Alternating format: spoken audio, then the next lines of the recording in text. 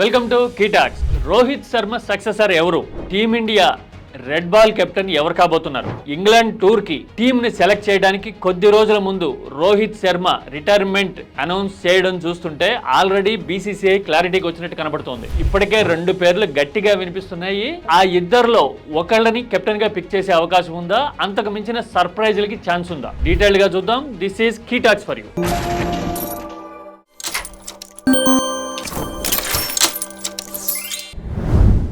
రోహిత్ శర్మ టెస్టులకి retirement announce చేశాడు అనడం కంటే కూడా చేయాల్సి వచ్చింది అని చెప్పడం అనేది వాస్తవం. ఎందుకు అంటే రోహిత్ శర్మ టెస్ట్ కెరీర్ కి డేంజర్ బెల్స్ మోగడం మొదలయ్యి దాదాపు 9 నెలలు అయింది. న్యూజిలాండ్ ఇండియా వచ్చి వైట్ వాష్ చేసిన తర్వాత రోహిత్ కెప్టెన్సీకి డేంజర్ బెల్స్ స్టార్ట్ అయితే ఆస్ట్రేలియా సిరీస్ లో డిజాస్ట్రస్ పర్ఫార్మెన్స్ అనేది రోహిత్ కెరీర్ ని ఆల్రెడీ డిసైడ్ చేసింది. అందుకోసమే ఆస్ట్రేలియాలోనే 5వ టెస్ట్ లో టీం నుంచి తనని తాను డ్రాప్ చేసుకున్నాడు రోహిత్. మళ్ళీ next WTC cycle England series తో స్టార్ట్ అవుతున్న సమయంలో నువ్వు 2027 వరకు టెస్టుల్లో కంటిన్యూ అయ్యే పరిస్థితి లేదు కాబట్టి తప్పుకుంటే టీమ్ కి మేలు జరుగుతుంది అనే సందేశం క్లియర్ కట్ గా అందితేనే రోహిత్ రిటైర్మెంట్ అనౌన్స్ చేశాడు అనేది వాస్తవం. ఇది క్లియర్ కట్ సీన్. మరి నెక్స్ట్ కెప్టెన్సీ రేస్ గురించి ఆల్రెడీ కొద్ది నెలలుగా చర్చ జరుగుతుంది. చాలా మంది బుమ్రా నెక్స్ట్ కెప్టెన్ కావాలి అని చెప్తున్నారు. ఎందుకు అంటే ఆస్ట్రేలియా ప్యాట్రిక్ కమిన్స్ ని ఒక బౌలర్ ని కెప్టెన్ గా చేసి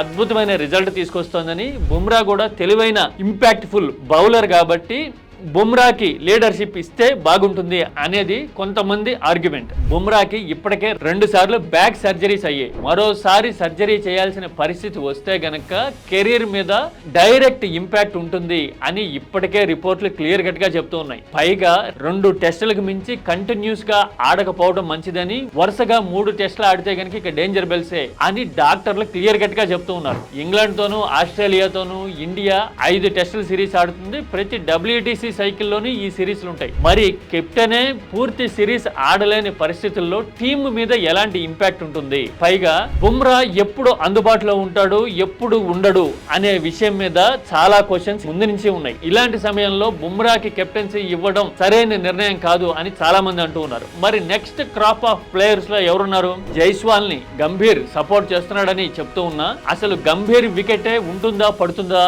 అనే డౌట్లు ఉన్నాయి. ఇంగ్లాండ్ తో సిరీస్ తర్వాత గంభీర్ ఫ్యూచర్ అనే తేలొచ్చు. అందుకని గంభీర్ రికమెండేషన్స్ కి అంత వాల్యూ ఉండకపోవచ్చు.